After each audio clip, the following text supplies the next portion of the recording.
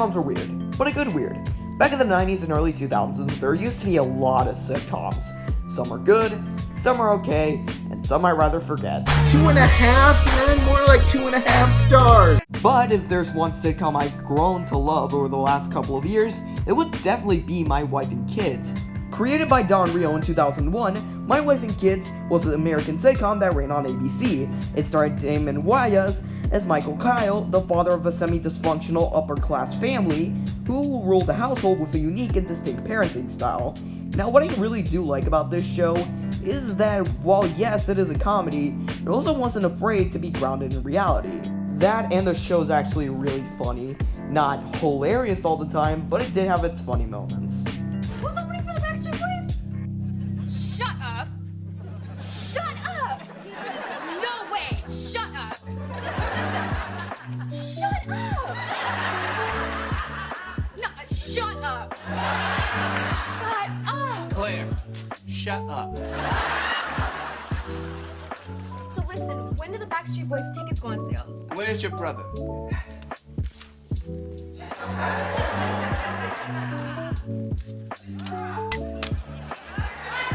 That is so rude! Yeah, so is this. I'm not a fart. You just don't make it go. However, today I'm here to ask a question that I've been actually thinking about for as long as last year. What the fuck happened to My Wife and Kids?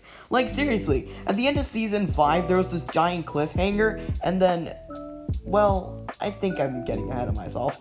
In today's video, I'll be taking a look at season 5 of My Wife and Kids, and also giving a giant review on the final episode of the show, to see if the show actually ended on a very high note.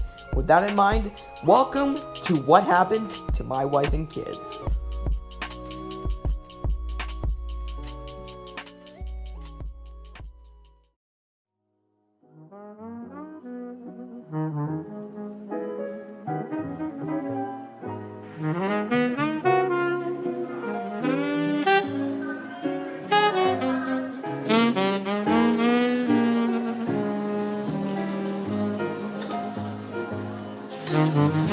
So before we analyze the final episode of Season 5, I want to briefly talk about the earlier seasons.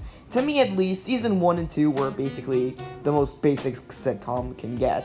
A family gets into a wacky situation, and then they resolve that situation within a matter of minutes. But the thing that made this show stand out from other sitcoms are definitely the characters. And the characters are just so enjoyable and lovable to watch. The first character we have is the father, Michael Kyle, who's easily one of the funniest characters in the show. Every time he's on screen, he steals the show. He's really funny. I can never sleep in my bed again. Why not? I don't want to be anywhere where you and Mom had sex. Then you better get off that couch. And out that chair. And off those stairs. Don't touch that bastard. Next up, we have his wife, Jane, who sorta got better, as in, originally in the show, she was just a hardworking mom, kinda boring, kinda naggy. Then later in the series, she became a bit more sassy and funny, but was still more naggy than usual. As in, her character only worked with her dynamic with Michael. Her alone, she was fine, but really kinda forgettable. The same can also be said for Katie's character, as her original purpose in the show just to be the cute little girl. But as she got older, they wanted to give her a character, but her character kinda relied on another character called Franklin, which was her quote-unquote boyfriend, and she just became kinda forgettable as well. She still had her funny moments, don't get me wrong, but what I'm saying is that if Franklin was ever written off the show completely, then she kinda would have been a nothing character. But when I say she has her funny moments, I really mean it. She's hilarious. Next up we have Claire, and she's kinda there. Try to guess who's my least favorite character in this show. Nah, but to be frank, throughout the beginning towards end in the show, Claire was just kinda there. Like, there was nothing memorable about her character. She was just Jane, but more annoying. And that's just, no. But definitely one of my favorite characters in this entire show is Michael Richard Kyle Jr., aka Jr. But why do I like this dimwit so much? Well, that mainly has to do with his character development at the show. Let me explain. In Season 1 and Season 2, Jr. was, and this is the nicest way I can say it, an idiot. I mean, most of the things that they did with him was just make jokes about his lack of intelligence and his big head. Damn, he really did have a big head though. But with that being said, they also kind of dropped the fact that he was also a struggling student back in Season 2. Season 3 kind of seemed like they would do the same thing as Season 2. However, in the middle of Season 3, Junior got a girlfriend called Vanessa. In the final moments of the final episode of Season 3 called Graduation, it's revealed that Junior got Vanessa pregnant.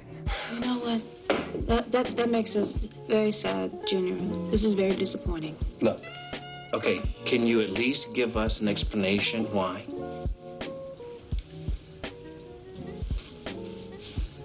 She's pregnant.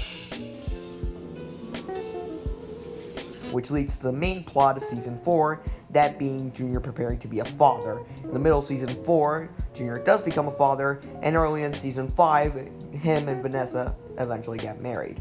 And I really do like this character development, though. It became from a struggling, horny adolescent to a future father who works in an animation industry, and I find that to be really good. Nah, who am I kidding? The best character in My Wife and Kids history is none other than Bobby Shaw, fresh and in of the flesh. So, after explaining Season 1 through 4, what does Season 5 do differently? Does it have a new overarching story? Or is it the same old sitcom formula we got in Season 1 and through 2?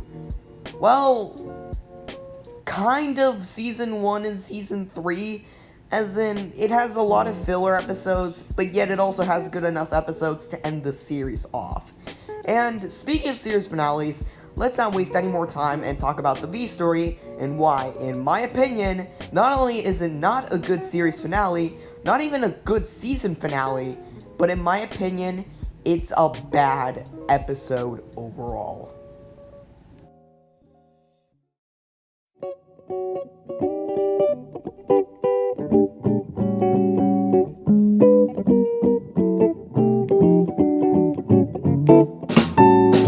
Okay, I know what you're thinking after hearing that statement come out of my mouth.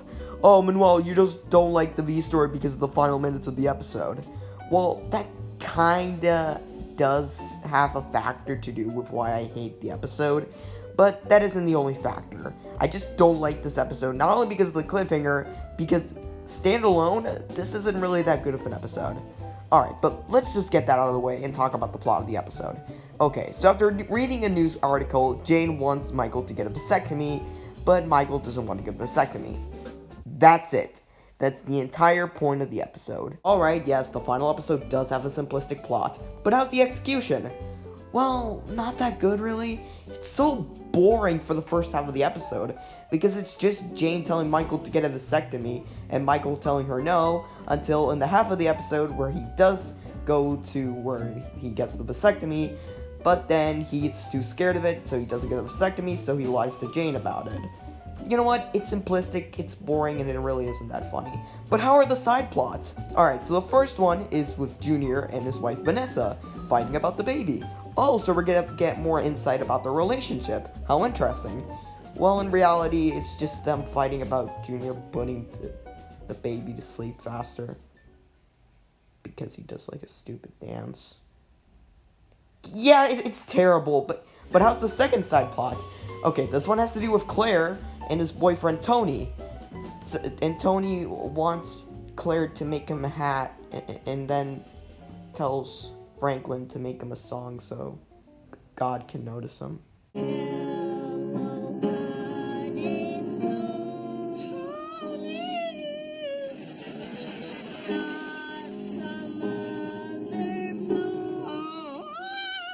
In order to keep my sanity, I will now stop talking about Tony. With that being said, yeah, all the plots are really simplistic and boring.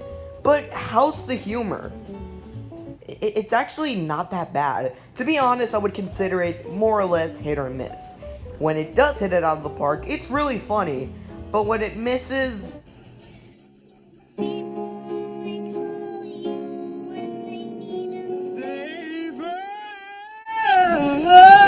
Yeah, it's really bad. But then we have the cliffhanger. The fucking cliffhanger. But first, let me explain. So after Michael pretends to have the vasectomy, him and Jane presumably have sex. And then Michael tells her out of guilt he didn't have the vasectomy. Obviously, Jane is pretty pissed off. And then she tells Michael that she's gonna get, yeah, that. And then the next day, when Michael goes to the hospital where Jane is getting that, he tells her that he's ready to have the vasectomy. And then one of the biggest jaw-dropping moments in My Wife and Kids history happens. And I want you to cancel the whole thing. I don't want you to go into the hospital and have to go through all that trauma. It'd be much easier for me just to go ahead and get the vasectomy. To hell with Hallie. It doesn't matter anymore, Michael. Why not? Because I'm pregnant.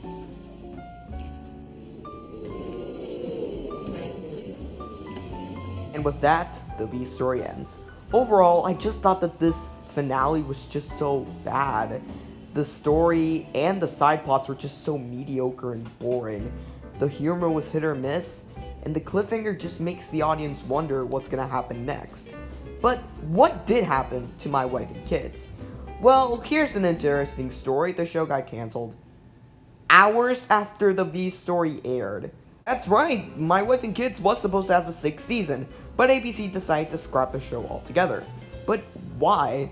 Well, if you take a look at the ratings of My Wife and Kids Season 5, it shows that out of all the ratings, Season 5 had the lowest people watching. Yes, even lower than Season 1. That and ABC said that the show was too, and I quote, played out. So yeah, that's why My Wife and Kids ended. But it makes you wonder what happens after Season 5. What would have a Season 6 looked like? Well, actually, according to TV.com, if you look up My Wife and Kids, the V story, and look up trivia, it actually states that a Season 6 would have actually been stayed the same because Jane was never pregnant because the test results were wrong.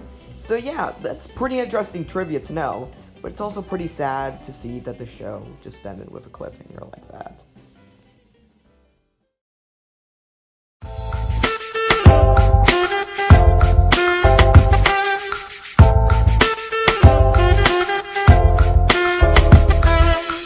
Overall, it's pretty disappointing to see that one of my favorite sitcoms ended with a cliffhanger and with a very lackluster finale, but I will still remember My Wife and Kids as the great sitcom it is. Put this series on Netflix, you fucking cowards.